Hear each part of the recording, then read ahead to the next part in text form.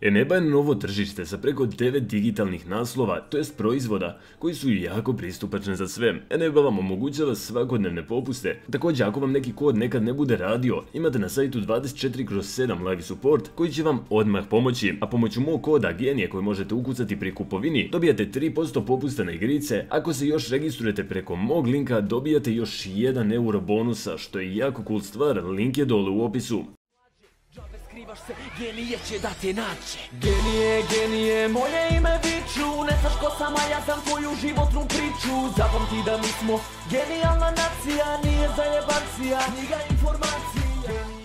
Veliki pozdrav svima ljudi, dobrodošli u nov video. U današnjem videu pričamo o Inasu iz Imperije. Obavezno ostavite like i subscribe, zapratite me na Instagramu i sada mi možemo da krenemo novu veoma zanimljivu temu. Inas je veoma mladi umetnik koji nakon par pesama stekao ogromnu popularnost i zadobio pažnju većeg broja publike. Njegovo pravo ime je Inas Arnautović. Živi i odrast u BiH, ali svuda se predstavlja samo kao Inas. Verovali ili ne, ovaj mladi izvođač ima svega 16 godina i zapitajte se šta ste vi radili sa 16 godina, a pogledajte njega, pravi muzičku karijeru sa svojih 16 godina. Svoju karijeru je počeo sa pesmom London Zore i zapravo njegova prva pesma je izašla na Imperija kanalu. I zapravo to mu je bila odskočna daska, a tu pesmu su inače radili Džala Brat i Buba Koreli. I ta pesma mu je bila kao neka proba za sve. Kada je video da se ljudima sviđa takav vid komercijale, nastavio je ozbiljnije da se bavi muzikom. Njegova sljedeća pesma je bila Zmijsko telo, koja je stekla još više popularnosti nego njegova prva pesma, ali u njegovoj karijeri kao neki boom je bila pesma Da Da Da. Tu pesmu je radio od sobi, pa nije ni čudo što ta pesma sada broji već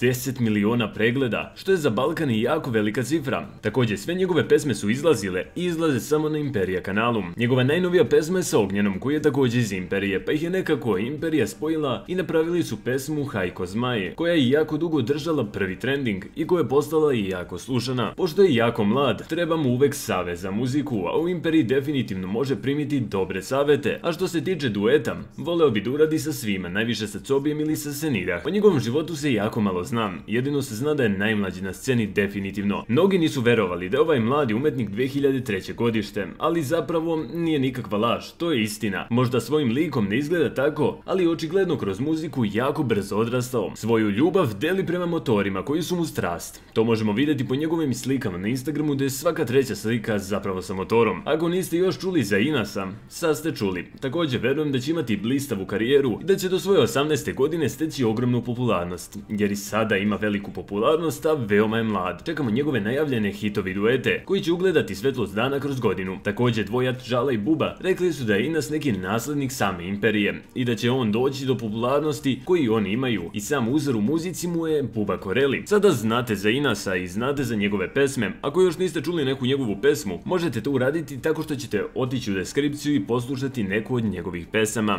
I da ljudi, to je to što se tiče ovog videa. Nisam mogao ništa više da nađem o njemu, jer bukvalno na internetu nema ništa više o njemu, ni njegova biografija, znači ništa. Jednostavno ima 16 godina, jako je mlad počeo sa muzikom i jednostavno nisu još stigli da napišu nešto o njemu. Također u komentare pišite mišljenje o Inasu, a mi se vidimo u sljedećem klipu. A do tog klipa ljudi, pozdrav!